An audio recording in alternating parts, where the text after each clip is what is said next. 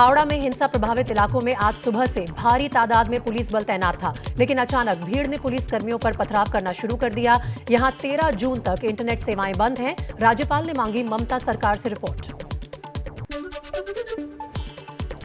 हावड़ा में हिंसा को लेकर ममता बनर्जी का बीजेपी पर निशाना, कहा बीजेपी का पाप लोग क्यों भुगते।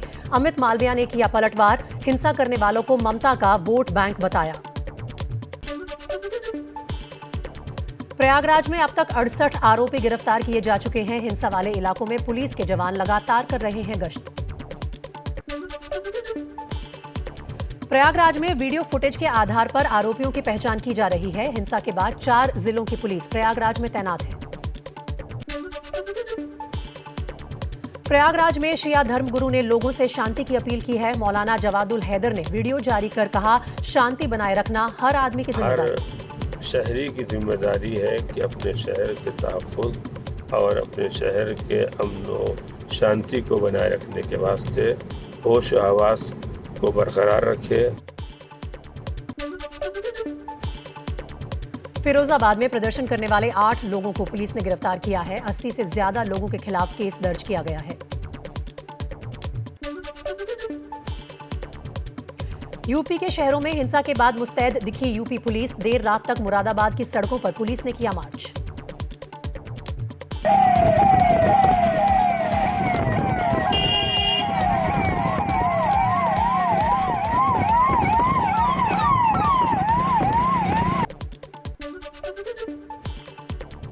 मुरादाबाद में जामा मस्जिद के इमाम ने दिया विवादित बयान। हकीम सैयद मासूम अली आजाद बोले, एक्शन का रिएक्शन कोई बात पहले से हो, टेंशन हो, मजहबी धार्मिक जज्बात भड़के हुए हों, तो उस पर एक्शन का रिएक्शन होता है। यूपी के सहारनपुर में हुई हिंसा के मामले में 48 लोगों को गिरफ्तार किया गया है। पुलिस ने 4 एफआईआर भी दर्ज की हैं। हिंसा करने वाले 277 लोगों की पहचान की गई है। कानपुर के बेना जाबर इलाके में बुलडोजर की कार्रवाई, भारी तादाद में पुलिस बल तैनात। 1 हफ्ते पहले कानपुर में हिंसा हुई थी। रांची की हिंसा में 2 लोगों की मौत, दोनों की गोली लगने से मौत हुई है। पुलिस के मुताबिक दोनों हिंसा में शामिल थे।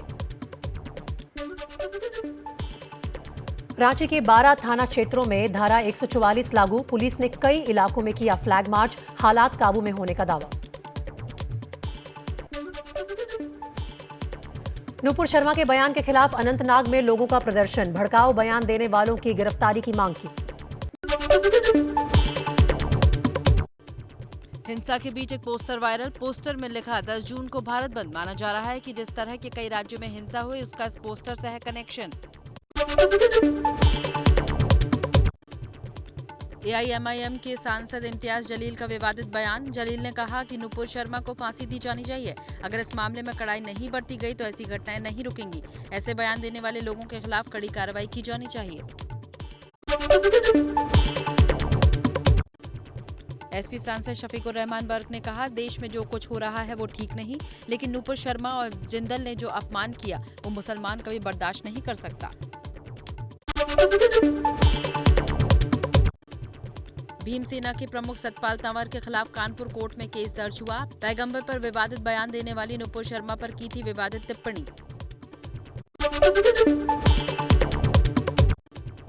आज हरिद्वार में बीएचपी की बड़ी बैठक होगी। 11 और 12 जून को मार्गदर्शक मंडल की इस बैठक में देश भर के दिग्गज साधु संत जुटेंगे। ज्ञानवापी कश्मीरी पंडितों की टारगेट किलिंग, हिंदुओं को एक करने जैसे मामलों पर आगे की रणनीति पर होगी चर्चा। राजस्थान में बागी वोटों के सहारे राज्यसभा के रण में उतरे निर्दलीय उम्मीदवार सुभाष चंद्रा हारे। कांग्रेस ने 3 सीटें जीती। रणदीप सुरजेवाला, मुकुल वासनिक और प्रमोद तिवारी को मिली जीत। महाराष्ट्र के राज्यसभा में महाविकास अघाड़ी सरकार को बीजेपी का जोरदार झटका। बीजेपी ने 3 सीटें जीती। शिवसेना के खाते में 1, एनसीपी के खाते में 1 और कांग्रेस के खाते में 1 सीट गई। कुल 6 सीटों पर था मुकाबला।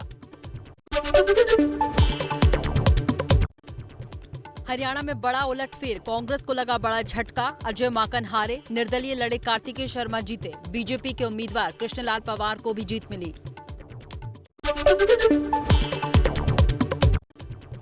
कर्नाटक राज्यसभा चुनाव में बीजेपी ने 3 और कांग्रेस ने 1 सीट पर जीत दर्ज की। बीजेपी की निर्मला सीतारामन, जग्गेश और लहर सिंह जीते, कांग्रेस के जयराम रमेश की जीत।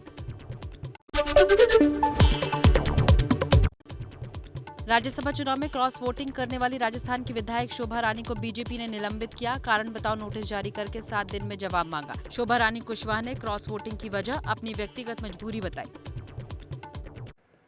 और आइए अब देश की सियासत से जुड़ी कुछ खबरें देख लेते हैं फटाफट अंदाज में। गृह मंत्री अमित शाह आज गुजरात के दीव पहुंचे। यहां एक अहम बैठक में सीमा सुरक्षा, सड़क और उद्योग जैसे मुद्दों पर चर्चा होगी। उद्धव ठाकरे भी होंगे शामिल।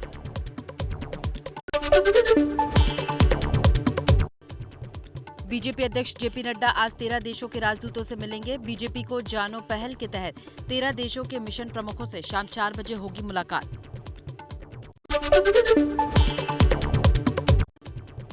आपका मिशन हिमाचल, केजरीवाल और भगवंत मान आज हमीरपुर में शिक्षकों छात्रों से मिलेंगे। शिक्षा के मुद्दे पर टाउन हॉल में मीटिंग करेंगे। पानी के मुद्दे पर फिर दिल्ली और हरियाणा में तकरार। दिल्ली सरकार ने कहा हरियाणा से पानी नहीं छोड़ने की वजह से सूखी यमुना।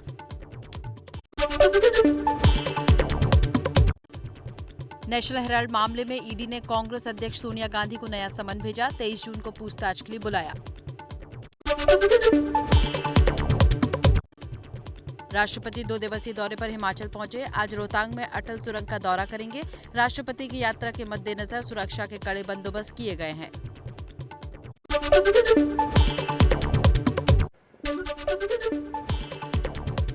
लालू यादव के जन्मदिन पर हाजीपुर में आरजेडी नेता की गुंडागर्दी। हाईवे को किया जाम, सड़क पर केक काटा। पंजाब के मानसा में आज मनाया जा रहा है मूसेवाला का जन्मदिन। 29 मई को हुई थी हत्या। हत्यारे अब तक गिरफ्त से दूर। सलमान खान को मिली धमकी के मामले में राजस्थान के संपत नेहरा गैंग के एक गुर्गे की तलाश तेज। मुंबई पुलिस की एक टीम राजस्थान में जुटा रही है सुराग।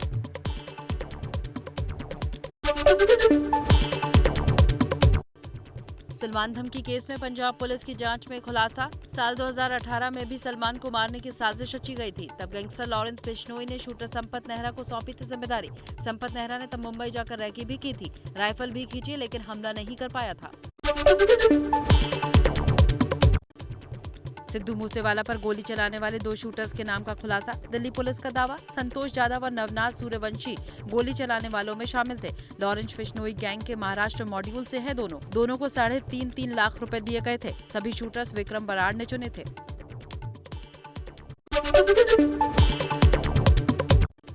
सिद्धू मूसेवाला की हत्या में गिरफ्तार आरोपी केकड़ा ने पुलिस को बताया 15,000 रुपए में लॉरेंस बिश्नोई गैंग से हुई थी डील। मूसेवाला के आने जाने पर नजर रखनी थी। केकड़ा वही आरोपी है जिसने हत्या से पहले मूसेवाला के साथ सेल्फी ली और उसके बाद बिना सुरक्षा गार्ड के आने की बात शूटरों को बताई थी।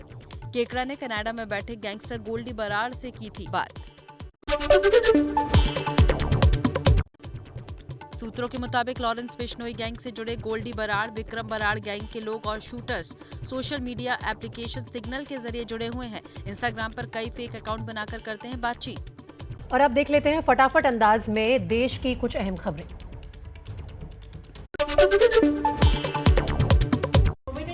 एंटी अवार्ड्स में एबीपी न्यूज की धूम। सास बहू साजिश समेत कई अवार्ड्स मिले।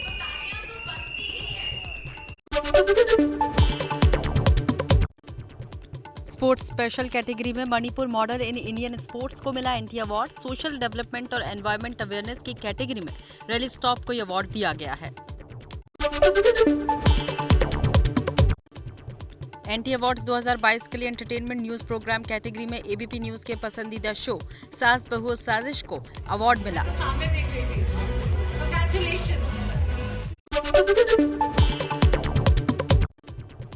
एबीपी न्यूज ने लहराया परचम। एबीपी न्यूज की रिपोर्टर मनोज्ञा लोईवाल को मिला बेस्ट रिपोर्टर का एंटी अवार्ड। जम्मू कश्मीर के कुलगाम में देश का एक दुश्मन ढेर। सुरक्षा बलों ने मुठभेड़ में हिजबुल मुजाहिदीन के एक आतंकी को मार गिराया। श्रीनगर बारामुल्ला हाईवे पर सुरक्षा बलों ने आतंकी साजिश को नाकाम किया। आईईडी बरामद कर किया डिफ्यूज।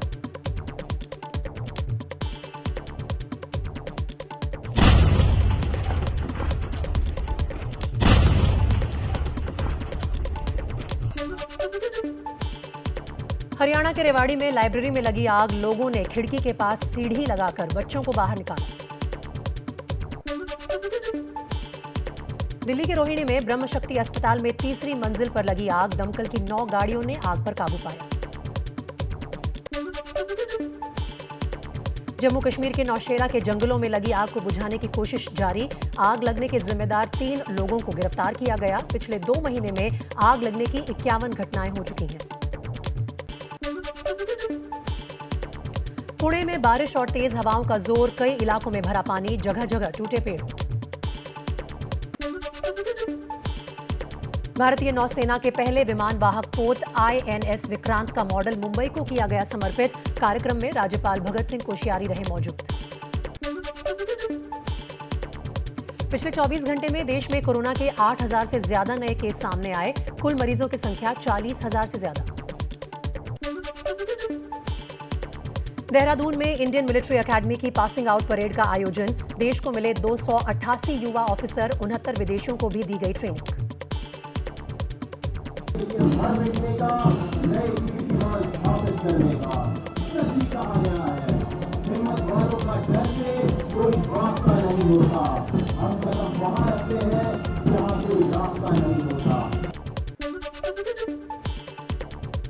पंजाब के फाजिल्का में कलेक्टर के दफ्तर में 4 घोड़े घुस गए, उन्हें बाहर निकालने में कर्मचारियों को कड़ी मशक्कत करनी पड़ी। और अब फटाफट अंदाज में देख लेते हैं अपराध जगत से जुड़ी कुछ खबरें।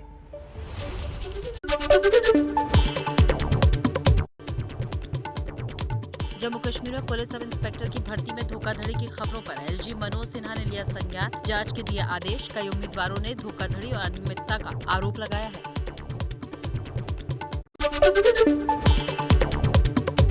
गोवा में मीका सिंह के बीच फ्रंट बंगले के निर्माण पर नोटिस, अवैध तरीके से बनाए जाने का आरोप। अंजुना पंचायत ने मीका को शो कॉज नोटिस भेजा, अधिकारी निर्माण वाली जगह पर जांच के लिए पहुंचे।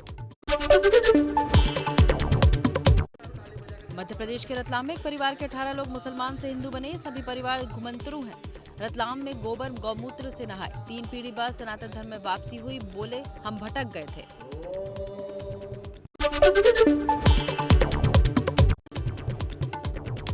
जम्मू कश्मीर में पुलिस सब इंस्पेक्टर की भर्ती में धोखाधड़ी की खबरों पर LG मनोज सिन्हा ने लिया संज्ञान, जांच के दिए आदेश। कई उम्मीदवारों ने धोखाधड़ी और अनियमितता का आरोप लगाया है।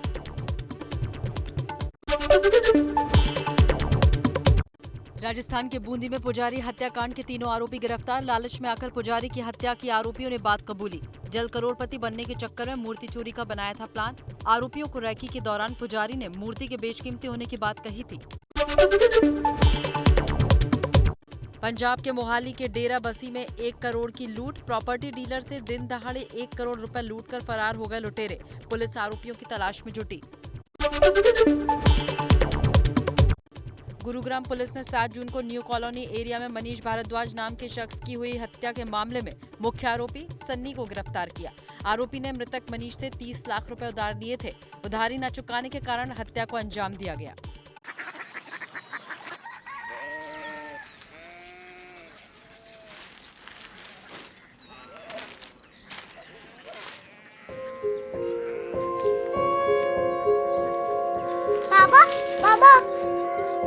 कोरिया सिटी जानी ना,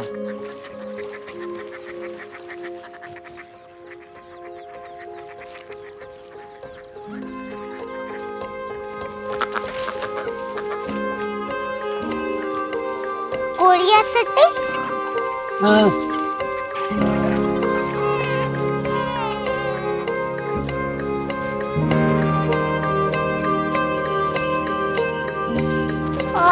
कोरिया सिटी कहाँ पे है? शहर अंग्रेजी लगे हैं।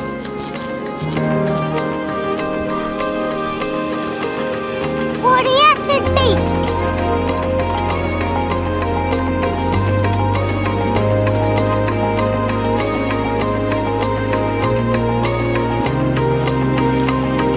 वो बहुत दूर है।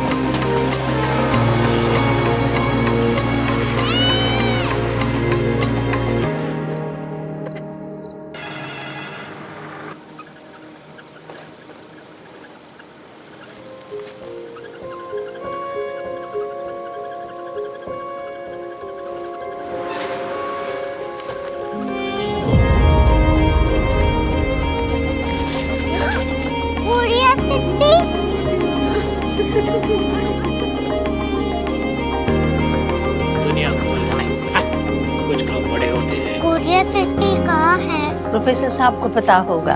हो, ये छोटा वाला ग्लोब लगता है और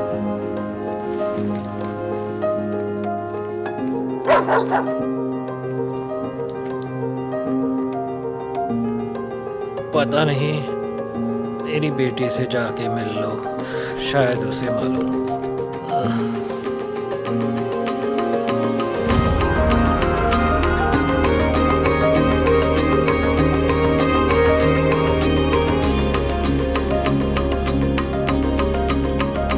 हाय, बाबा ने भेजा है। Come here. Korea city. Korea city नहीं, क्यूरियोसिटी। वो क्या?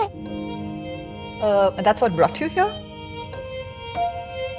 जो तुम्हें यहाँ तक ले आया। क्यूरियोसिटी।